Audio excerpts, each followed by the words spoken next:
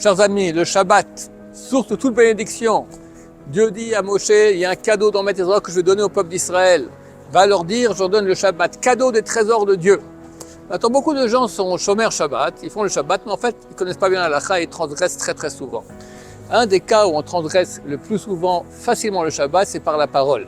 Il y a des paroles qu'on n'a pas le droit de dire Shabbat. Si quelqu'un dit, demain je vais faire, ou demain ou dans le futur, une chose qu'on n'a pas le droit de faire pendant Shabbat, c'est interdit. Demain je prends l'avion pour Paris, interdit.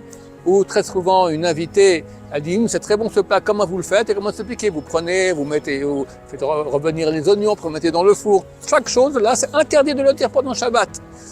Tout le monde sait que prendre un billet de 100 € dans la main, c'est interdit. Qu'est-ce qui est plus grave? Dire demain je prends l'avion pour Paris ou demain ou vous faites revenir les oignons dans la poêle ou avoir 100 € dans la main, eh bien c'est beaucoup plus grave les paroles dont je viens de parler plutôt que tenir 100 € dans la main. Pourquoi? Parce que les 100 € c'est interdit des sages d'Israël.